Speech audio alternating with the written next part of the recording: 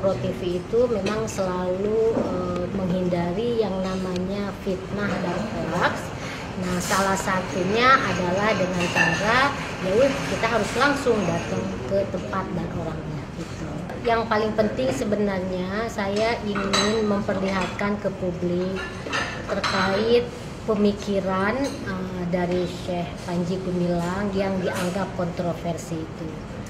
Makanya saya tidak memotong atau tidak membantah, karena saya memang sengaja ingin menyajikan istilahnya secara utuh pemikirannya yang dianggap mungkin oleh sebagian orang itu mungkin kurang biasa, kurang lazim.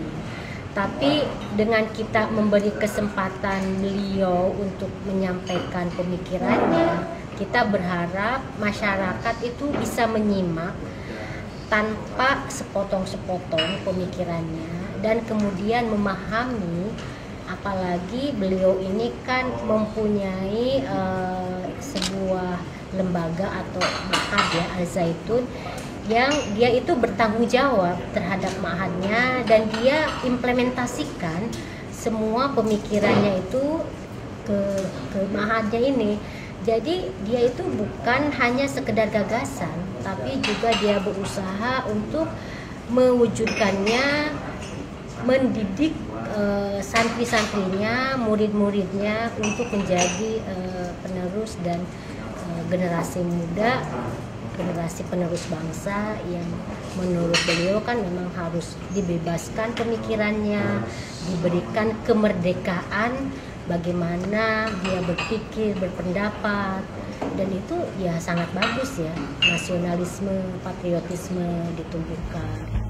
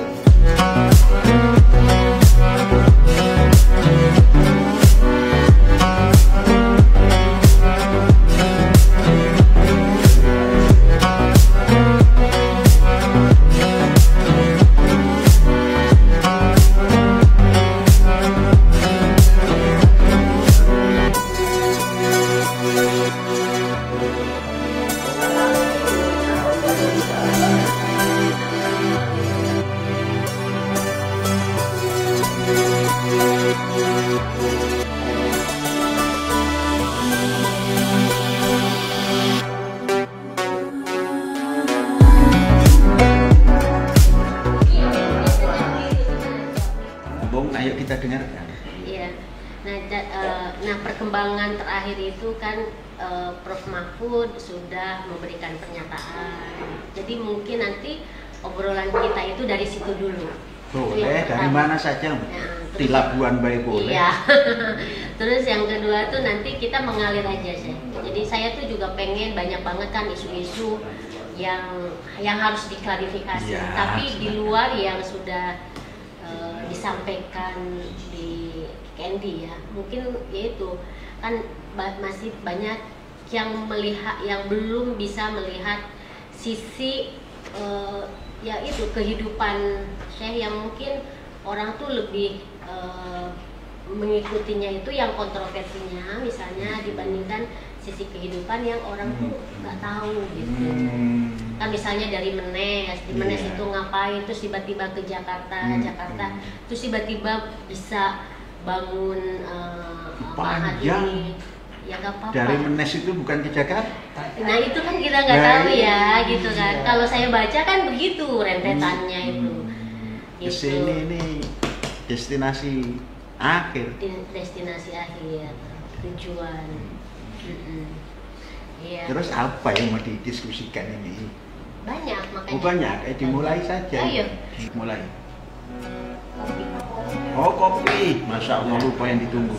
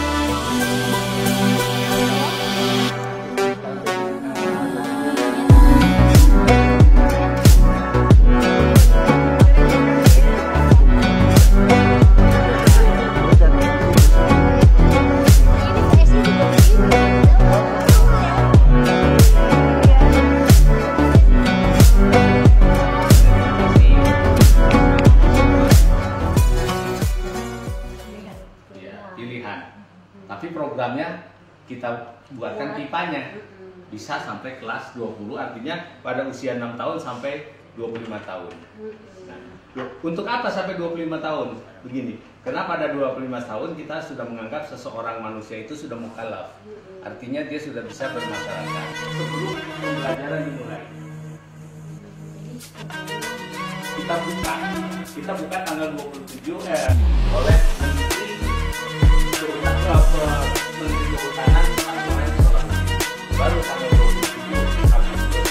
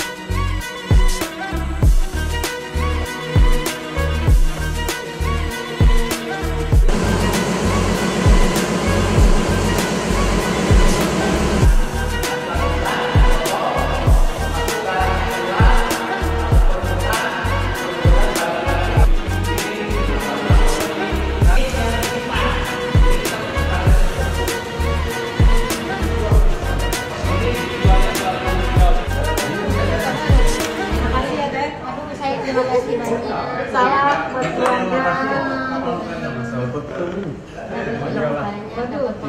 Mau dapat contoh.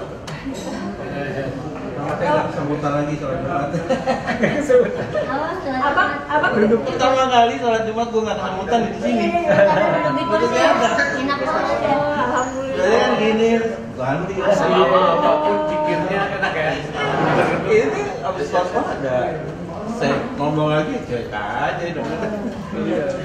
Itu biasanya lama, bisa sejam. Biasanya lama. Apa punten namanya siapa? Gunawan. Oh, teh nong juga nggak apa-apa. Teh Nong ya. Teh Nong, ini apa pertimbangannya mengadakan peliputan ke Jakarta ini?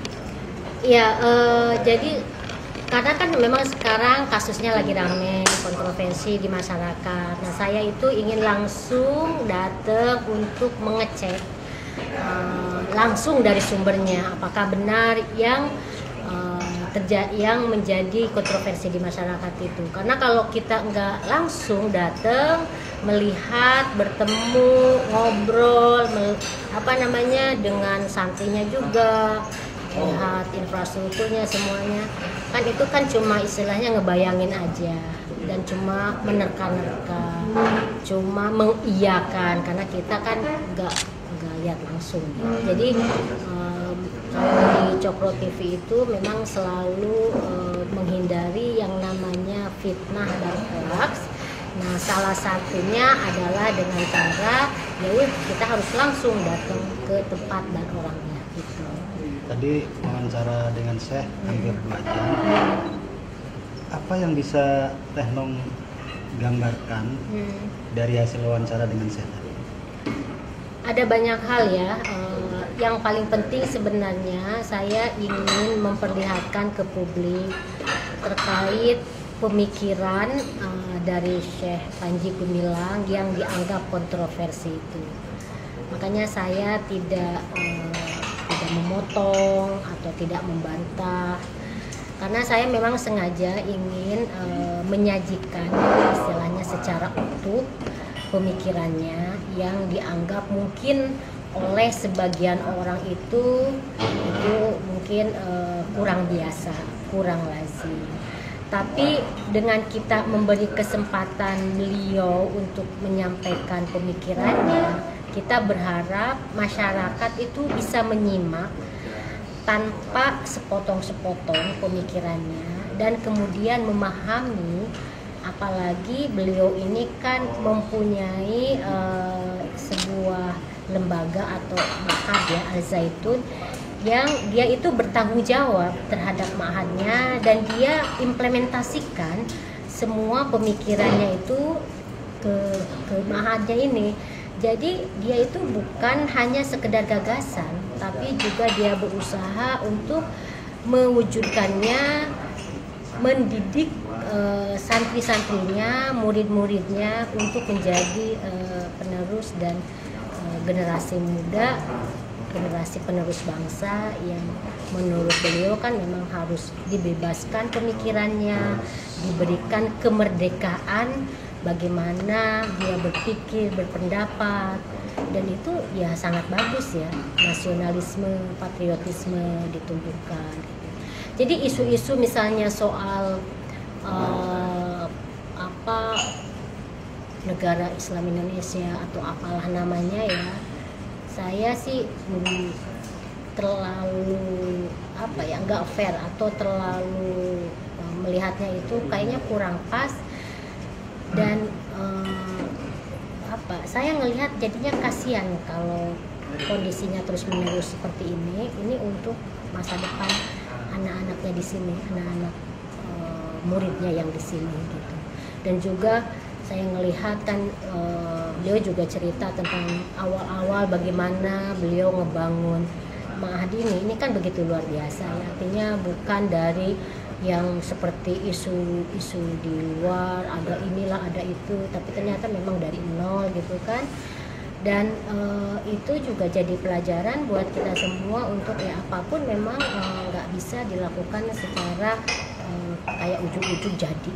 Jadi ini artinya memang benar-benar dari nol. Jadi saya kira ini kayak prosesnya ya sama seperti yang lain gitu loh, nggak ada yang namanya saya ngeliatnya BKP kapan gitu ya. Akhirnya saya kemudian menyimpulkan seperti itu gitu.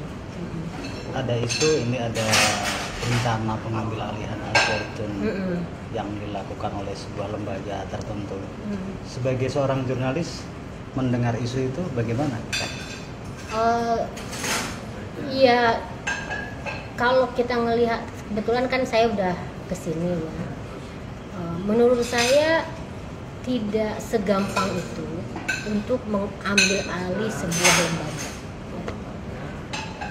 Apalagi ini dianggapnya sebagai hanya pengambil alihan administratif. Menurut saya nggak segampang itu. Karena lembaga itu juga kan selalu berdasarkan pada ruh, semangat, visi dari orang yang membangun dan memimpin lembaga ini. Bayangkan kalau misalnya lembaga ini diambil alih hanya alasannya urusan administrasi saja, itu artinya seperti kayak, kalau buat saya ya, itu seperti membunuh pelan-pelan lembaga ini sebenarnya. Karena akhirnya apa? Lembaga ini cuma jadi mesin aja, tanpa ruh, tanpa spirit, tanpa jiwa. Karena apa? Jiwa, spirit, ruh dari lembaga ini tuh udah diambil gitu. Jadi buat saya itu bahaya ya. Jadi itu harus mungkin dipertimbangkan kembali lah, masalah itu, bahwa persoalannya itu tidak semudah bahwa ini hanya soal administrasi, tidak. Ini juga harus dipikirkan bahwa lembaga ini tuh ada ruhnya, ada spiritnya, ada semangatnya, ada tujuan yang dibangun dari sejak awal. Itu yang harus dipertimbangkan. Jangan sampai hanya karena tuntutan segelintir orang yang misalnya menganggap atau punya persepsi pendapat bahwa ini misalnya berbahaya, ini sesat, terus semuanya jadi hancur berantakan. Lembaga ini kemudian jadi hancur berantakan. Itu kan sayang banget. Salah satu isu yang mengemuka dan tadi juga ditanyakan oleh Tenong tentang sholat antara saf laki-laki dan saf perempuan yang di sini dilampirkan, dan Tenong tadi sudah mendapatkan jawaban dari saya sebagai seorang jurnalis dan juga sebagai seorang perempuan. Melihat jawaban saya tadi seperti apa? Menurut saya, kalau saya sih ngelihat wajar ya, karena kan tadi dijelaskan bahwa misalnya posisi saf yang longgar itu kan dimulai dari adanya pandemi ya kan, COVID, yang waktu itu semuanya memang melakukan seperti itu, bukan hanya mungkin di sini, di semua masjid kan, bahkan ada yang melarang masjid itu dibuka, bahkan ada itu kan. Nah kemudian Syekh melanjutkan posisi seperti itu gitu, dan dengan tadi dijelaskan alasan-alasannya. Kalau menurut saya sih, ini saya bukan orang fikih ya. Kalau menurut saya sih dengan pertimbangan dan argumen yang menurut saya bisa dipertanggungjawabkan, ini kan buat kemaslahatan para santrinya, para yang tinggal di sini, orang-orang yang tinggal di sini, kenapa enggak gitu kan? Gitu. Jadi apapun itu kan sebenarnya kan harus ada pertanggungjawaban dan argumennya, dan yang tadi kan sudah menjelaskan. Jadi kalau misalnya ada penjelasannya bahwa ini adalah bentuk dari preventif supaya santri-santrinya tidak ketularan penyakit itu seperti yang terjadi di COVID kemarin, ya kenapa enggak gitu kan. Jadi kalau menurut saya, kalau tujuannya ada, argumennya juga bisa dipertanggungjawabkan, enggak ada masalah. Selama itu memang kita kan yang penting kan sebenarnya ini kan sholat yang tujuannya kan menyembah Allah kan, bersujud kepada Allah gitu kan. Jadi jangan diributkan soal caranya, justru bener enggak sholatnya kan gitu. Masing-masing individu itu sholatnya bener enggak gitu, sujudnya bener enggak. Nah kecuali misalnya sholatnya itu berbeda dengan yang biasanya, misalnya ada nari-nari ketika sujud, nah itu baru bisa dipersoalkan, itu soal prinsip. Tapi kalau misalnya soal saf, nanti udah dijelaskan gitu kan, itu ada argumennya gitu. Cokro TV dalam pemberitaannya kan selalu mengedepankan cover set ya, supaya terjadi berimbang, supaya ada fakta, tidak ada hoax. Dari kunjungan ini pesan apa yang ingin sampaikan kepada para jurnalis atau media mainstream maupun media sosial? Yang pertama adalah jangan dulu menghakimi sebelum kita melihat faktanya langsung. Kalaupun misalnya kita tidak bisa datang langsung ke sini, itu minimal kita itu ada space itu 50%. Kita coba investigasi dulu, gali dulu, baca-baca dulu, dan apalagi kita melihat sekarang kan Syekh Panji itu sudah mulai terbuka ke media, yang artinya itu banyak sekali pernyataan klarifikasi dia. Jadi buat saya siapapun, mau media, mau individu, mau tokoh masyarakat, itu sebaiknya itu jangan menghakimi dulu, karena kalau kita sikapnya seperti itu sangat berbahaya ya. Misalnya ada sebuah lembaga yang tiba-tiba langsung mengatakan ada indikasi sesat, meskipun di situ dibilang indikasi, tetapi kan masyarakat melihatnya ada kata sesatnya. Nah, itu berbahaya banget, itu namanya menghakimi, itu berbahaya banget. Gimana kalau misalnya ketika kita kesini, dan saya pribadi ngelihat kesini, saya ngelihat dari perbincangan dan ngelihat di fakta, karena saya ngelihatnya nggak ada indikasi sesat gitu loh. Itu buat saya itu masih hal-hal yang bukan prinsip lah kalau dalam agama itu. Teh Nong baru pertama kali ini bertemu dengan Syekh. Iya, baru pertama. Menurut Teh Nong sosok Syekh itu seperti apa? Kalau buat saya ya menyenangkan ya, mungkin ya itu yang tadi dibilang, kami punya latar belakang yang sama-sama orang Kulon gitu ya, merasa sebagai orang Kulon.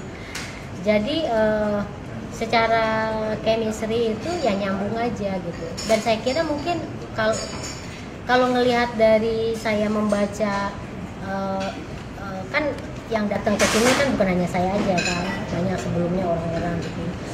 Sebenarnya kalau ngelihat dari orang yang udah kesini, hampir kayaknya merasakan seperti yang saya alami, yang saya rasakan. Artinya apa? Bahwa sosok Syekh Panji Gumilang memang pribadinya ya sangat menyenangkan, sangat humble. Tadi saya juga mengundang Teh Nong untuk sebulan sekali memberikan semacam kuliah umum atau apa ke sini. Kira-kira undangan itu gimana? Ya, saya nggak tahu. Kita lihat ke depannya ya. Apakah misalnya Syekh Panji Gumilang ini serius atau enggak, atau gimana gitu. Kan sebenarnya selain saya itu, orang seperti saya itu kan sebenarnya banyak juga.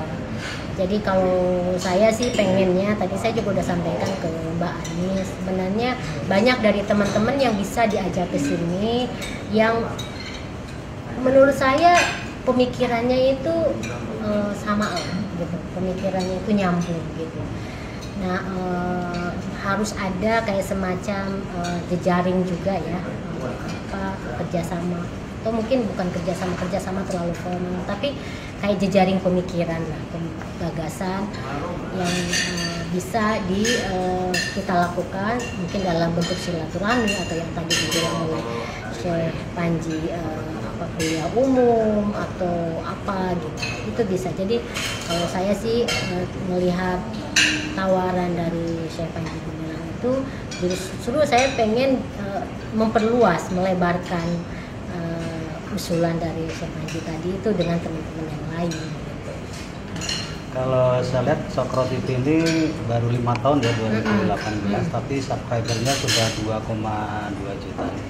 Bagaimana cara pengelolaan sebuah media yang berbasis YouTube sehingga bisa diterima sedemikian luas oleh masyarakat? Kita sebenarnya aktifnya itu mulai 2019 ya.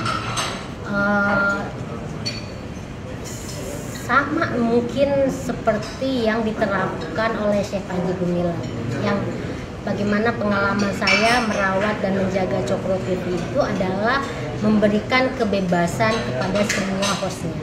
Jadi Cokro TV ini kan sebenarnya kayak semacam platform untuk orang-orang yang terlibat di situ, yang menjadi host, dan mereka itu mempunyai opini sendiri-sendiri tanpa dibatasi, tanpa diintervensi. Mereka bisa bebas berbicara tentang apapun di Cokro TV. Nah, itu kenapa kemudian sepertinya Cokro TV itu mendapatkan tempat di kalangan views di YouTube karena soal itu.